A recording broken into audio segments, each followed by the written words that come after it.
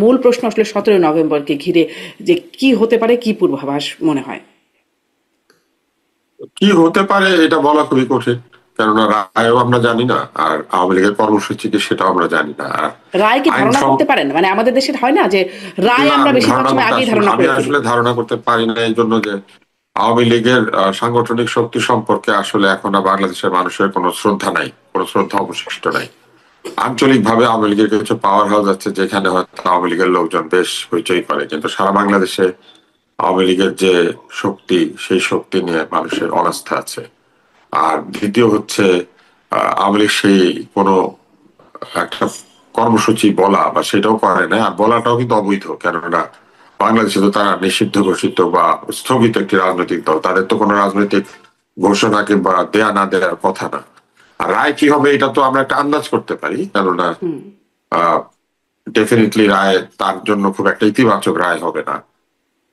ফলে কি ঘটবে এটা আসলে আমাদের জানার জন্য 17 তারিখ পর্যন্ত অপেক্ষা করতে হবে। তবে আমি যেটা বুঝি যে মুক্তিযুদ্ধের পক্ষের শক্তি আওয়ামী লীগ একমাত্র নয়, এখানে কমিউনিস্ট পার্টি সহ আরো অনেক দল আছে, কিন্তু মেজরিটির শক্তি বলেন বা আহ, দলীয় শক্তি বলেন, এইসব ক্ষেত্রে ওই দলগুলি অনেক ছোট বলে তারা সেরকম ইম্প্যাক্ট ক্রিয়েট করতে পারে না। কিন্তু আওয়ামী লীগ এই মুক্তিযুদ্ধের শক্তি এই কথা বলে বলে মুক্তিযুদ্ধের বিরাট ক্ষতি সাধন করেছে, কারণ মুক্তিযুদ্ধকে তারা দলীয় প্রপার্টিতে পরিণত করেছে এবং মুক্তিযুদ্ধের নেতৃবৃন্দকেও তারা দলীয় প্রপার্টিতে পরিণত করেছে। তারা মুক্তিযুদ্ধকে সার্বজনীন না করে এটা আওয়ামী লীগের সম্পত্তি হিসেবে ব্যবহার করেছে, এবং এটা করার ফলে জনগণের একটা বিরাট অংশ মনে করেছে যে এটা মূলত আওয়ামী লীগের যুদ্ধ, এবং এই ব্যাপারটাকে তারা স্থাপন করার চেষ্টা করেছে। আপনি যদি তাদের কোনো বক্তৃতা, কোনো লেখা, কোনো কিছু দেখেন তাহলে দেখবেন সেখানে অন্য কোনো দলের কোনো নেতা নেত্রী কারো কোনো কৃতিত্বের স্বীকারোক্তি নাই, তাদের কারো কোনো অবদানের কথা বলা নাই। 47 থেকে 71 পর্যন্ত বাংলাদেশের যে রাজনৈতিক ঘটনা প্রবাহ, সেখানে এমনকি আওয়ামী লীগেরও একাধিক নেতা রয়েছে যাদের কোনো শব্দ বা নাম তারা রাখেন নাই। তো এই জিনিসগুলি কিন্তু আসলে একটা আহ, এক ধরনের প্রশ্ন তোলে, মানে প্রশ্ন ওঠে কিন্তু। এবং মুক্তিযুদ্ধ সংগঠনের ক্ষেত্রে যে বিভিন্ন ছোট ছোট কিছু ককাসের মতো তৈরি হয়েছিল, সেইগুলিকে তারা কখনো বৃহৎ ইতিহাসে সম্মানিত করার চেষ্টাও করেন নাই। আহ আহ, বিভিন্ন নেতার নাম আপনারা দেখবেন ইতিহাসের মধ্যে কিন্তু এসেছে। সেই নেতাদেরকে, এমনকি তারা আওয়ামী লীগ সমর্থক হলেও তাদেরকে তারা ইতিহাসে কোনো মহিমান্বিত করেন নাই।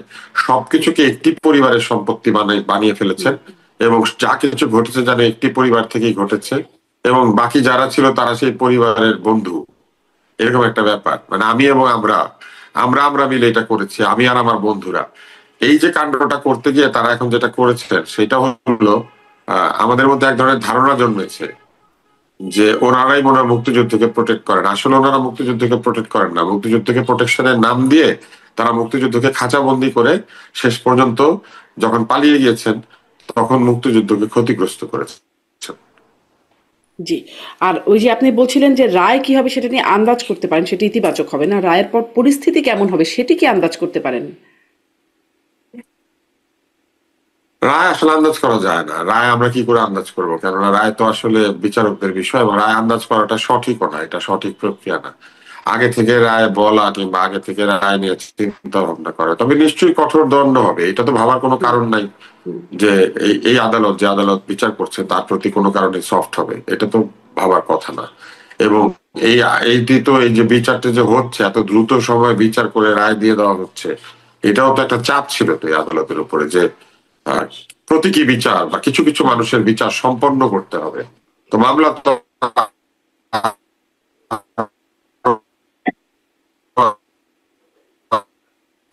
একটু কানেকশনের সমস্যা হচ্ছে, একটু কানেকশনের সমস্যা হচ্ছে। ডাক্তার আব্দুল তুষার, আমি আসি আপনার কাছে, আমি একটু আনিস আলমগীরকে বিচার শুনি। সম্পন্ন করার চাপ তৈরি হচ্ছে।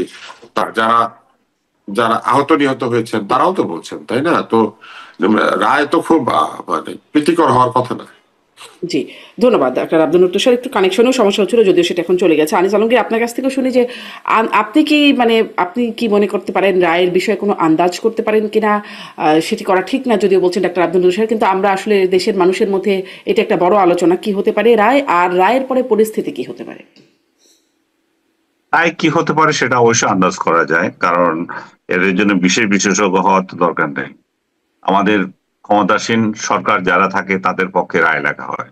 বাংলাদেশের অতীত ইতিহাস গুলো কি বলে, একই তো ঘটনা।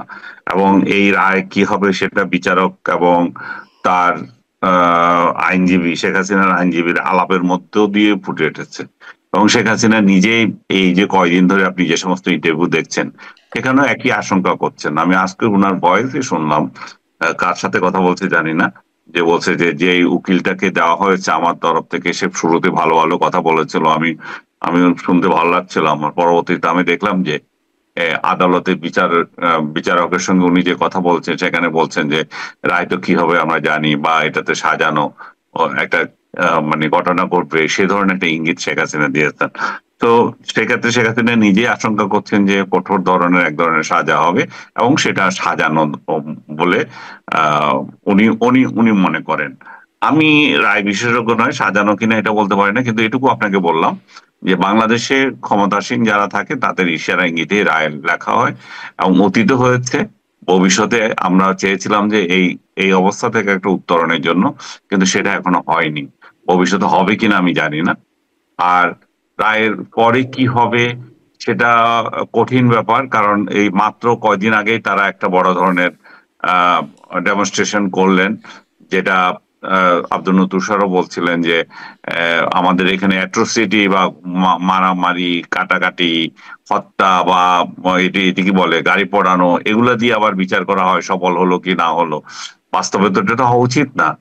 পার্টিসিপেশন দেখা উচিত মানুষের কতটুকু আছে, কিন্তু মানুষের পার্টিসিপেশন তো আপনি এখানে রাজনৈতিক দলগুলো যারা এই আহ্বান করেছে তারা নিজেরাই বসে আছে কোথায়, তারা গায়েবী অবস্থায় এই ধরনের আন্দোলন করছে, এবং সাধারণ মানুষ, দলীয় কিছু মানুষ রাস্তায় ছিল, তারা তাদের বরং কিছু গ্রেপ্তার হয়েছে।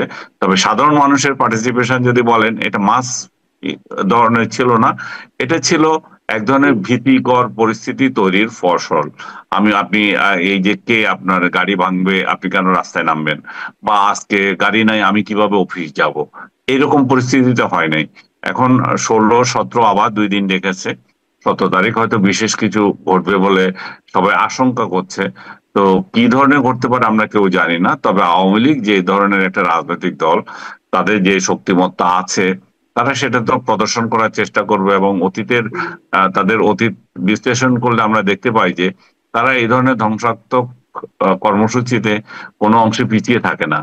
তারা এক ধরনের ইয়েতে আছে তারা, এবং এটা মানে তারা আমাদের জন্য, মানে ঢাকাবাসীর জন্য অন্তত বা দেশবাসীর জন্য শঙ্কিত হবার মতো কারণ, অস্বস্তিতে এটা থাকবার তো মতো কারণ সারা আছে। দেশে দেখেছে, কিন্তু ঢাকা শহরের জন্য বিশেষ হওয়ার কারণ আছে। কারণ রাজধানীতে তো সব টার্গেট করা হয়, রাজধানীতে আন্দোলন সফল হলে সারা দেশে সফল। রাজধানী আক্রান্ত হয়েছিল বলেই তো শেখ হাসিনা নিজের সরকারের পতন হয়েছিল, রাজধানী আক্রান্ত হয়েছিল এরশাদও পতন হয়েছিল, খালেদা জিয়ারও পতন হয়েছিল।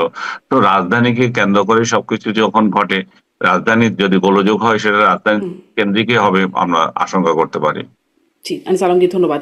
ওই যে মানে পূর্বাভাসের সাথে 13 তারিখ নিয়েও যে কথা বলছিলাম, সেটিতে আমি একটু ডাক্তার আব্দুল রুশা আপনার কাছ থেকে এটি একটু জিজ্ঞাসা করতে চাই যে সরকারি লকডাউন সফল করে দিয়েছে, একরকম আলোচনা হচ্ছিল, বলছিলেন আপনারা যে ভয় ভীতি সৃষ্টি করা, রাস্তায় লাঠিয়াল বাহিনী বা সরকার এবং আওয়ামী বিরোধী যারা, তারাই।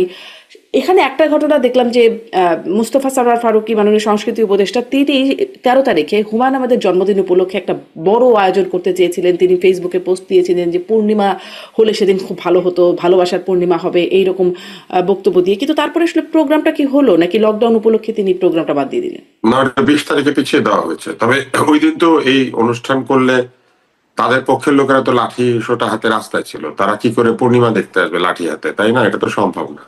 আর ওই দিন যদি, এটাও আশা করার কোনো উপায় নাই যে আওয়ামী লীগের মধ্যে যারা হুমায়ুনের ভক্ত আছেন তারা আসবেন এই উৎসবে। ফলে ওই দিন আসলে উৎসব সফল করার কোনো অবস্থা ছিল না।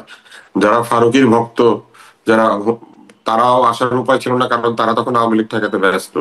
আবার ওদিকে যারা হুমায়ুন আহমেদের ভক্ত, আওয়ামী লীগ করেন, তাদেরও আসার কোনো উপায় ছিল না। ফলে ওই দিন তো আসলে কোনো অনুষ্ঠান করারই আসলে পরিবেশ ছিল না।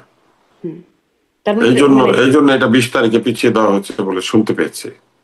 জি, আসি এবার তাহলে যে সামনে অনৈক্য, যে মানে আমরা যে অনৈক্যটা দিয়ে শুরু করলাম, যে যেটি ডক্টর আলী রিয়াজ সৃষ্টি করে গেছেন বলে আপনারাই বলছিলেন, দুঃখিত, সেখানে মাননীয় প্রধান উপদেষ্টা কিন্তু তার বক্তব্য ভাষণ দেওয়ার সময় বলেছেন যে সামনে মহাবিপদ এর শঙ্কা তিনি করছেন যদি রাজনৈতিক অভ্যুত্থানের পক্ষের রাজনৈতিক শক্তিগুলোর মধ্যে ঐক্য না থাকে নির্বাচনকে ঘিরে।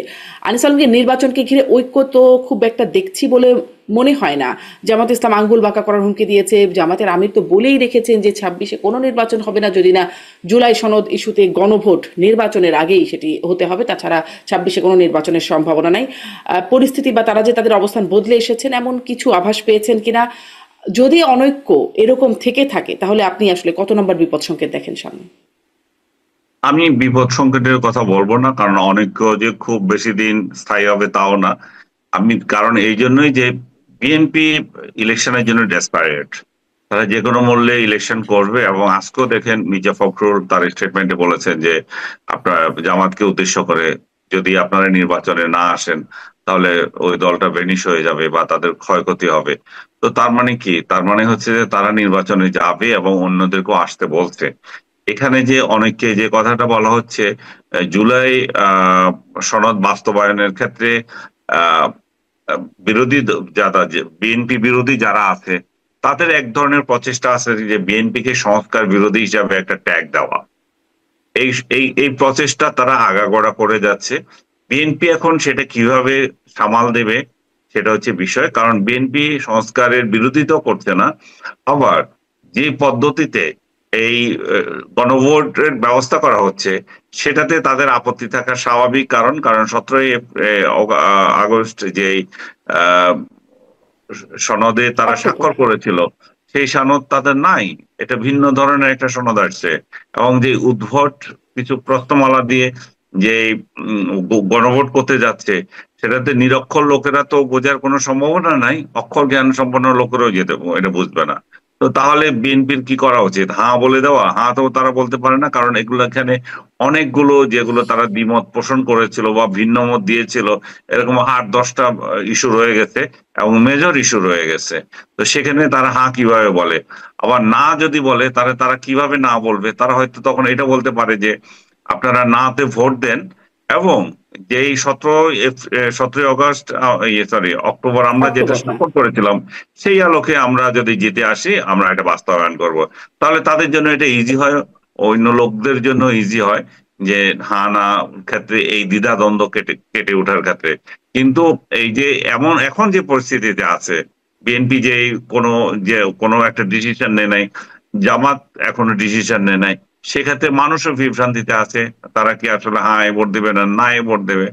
জামাত হয়তো বলবে যে হাঁ ভোট দেন। কারণ এই যে আপনি আরেকটা জিনিস খেয়াল করবেন যে ইয়েটা হয়েছে যে স্বাক্ষরটা মানে যে প্রধান উপদেষ্টা যে ভাষণটা দিয়েছেন এখানে যদি আপনি খেয়াল করে দেখবেন যে বিশেষ সুবিধাটা উনি ইয়েদেরকে দিয়েছেন, এই রাজনৈতিক দল 8টা রাজনৈতিক দল যারা আছে, যারা বিএনপি বিরোধী যে রাজনৈতিক দলগুলা, এরাই এই সুযোগটা নিয়েছে। কারণ এই সুযোগটা কেন এটা নিয়েছে? কারণ হচ্ছে যে বিএনপিকে তারা যে একটা মাত্র বিষয়ে আপনার সুবিধা দিয়েছে সেটা হচ্ছে একই দিনে ভোট হওয়া, তাই না?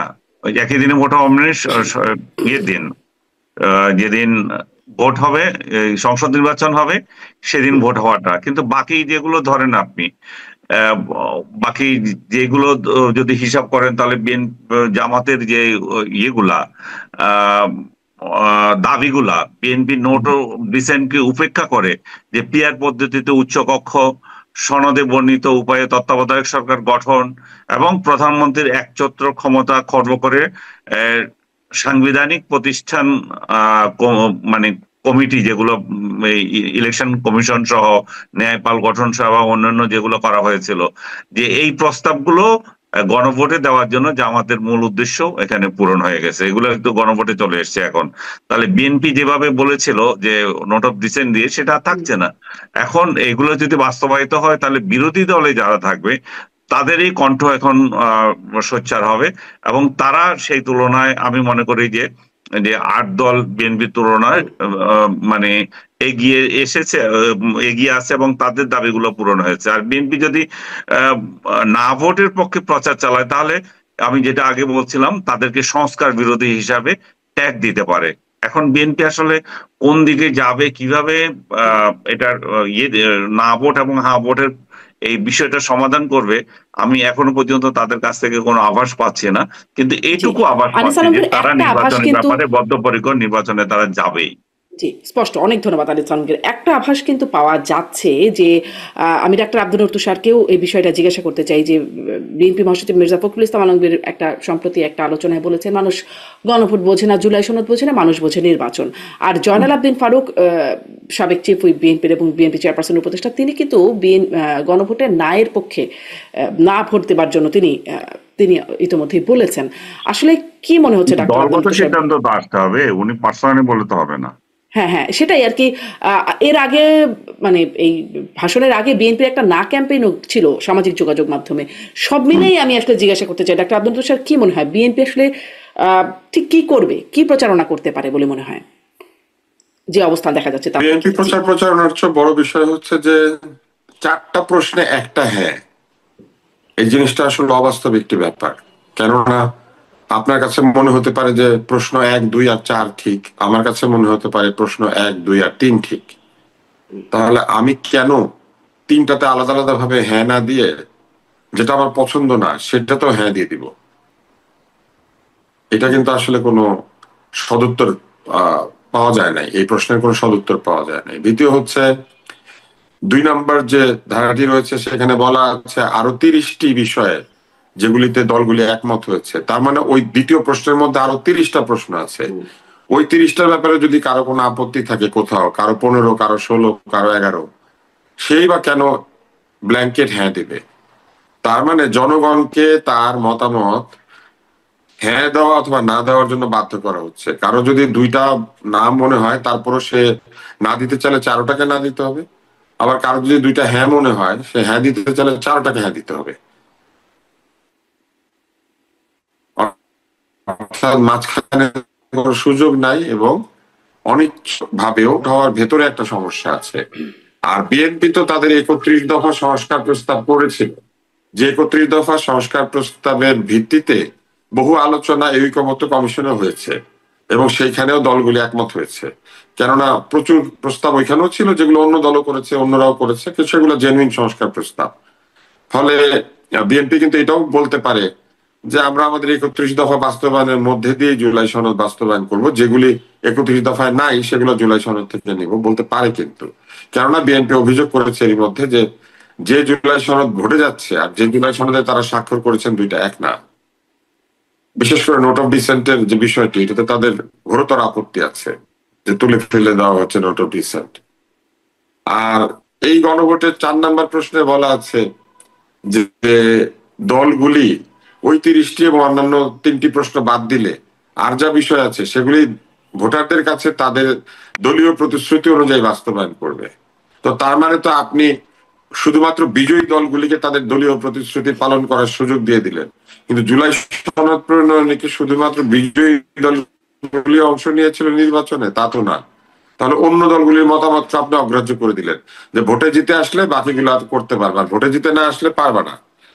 তো তার মানে কি হলো? তার মানে আপনি একটা বিরাট সংখ্যক বিষয়ে সিদ্ধান্ত দলের কাছে ছেড়ে দিলেন। তো দলের কাছে সিদ্ধান্ত ছাড়ার জন্য তো গণভোটের দরকার নাই।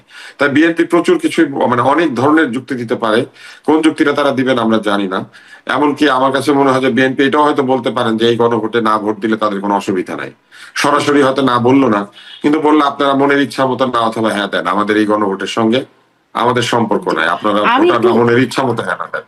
আমার এটা কিন্তু বলতে পারে, যে কোনো লোক বলতে পারে যে আপনাদের মনের ইচ্ছা মতো দেন, এখানে বিএনপির কোনো সে নাই, এটা বলতে পারে। কিন্তু বললে যেটা ঘটবে, বিএনপি এই গণভোটটাকে প্রত্যাখ্যান করবে, কিন্তু জুলাই সনদটা ঠিকই থাকবে, কারণ জুলাই সনদে তারা স্বাক্ষর করেছে এবং তারপরে তারা দলীয় সিদ্ধান্ত অনুযায়ী জুলাই সনদ বাস্তবায়ন করবে। দলের সাথে যেগুলো মিলবে সেগুলো করবে, যেগুলো মিলবে না করবে না, মানে অনেক স্কোপ ওপেন করে দেওয়া হয়েছে।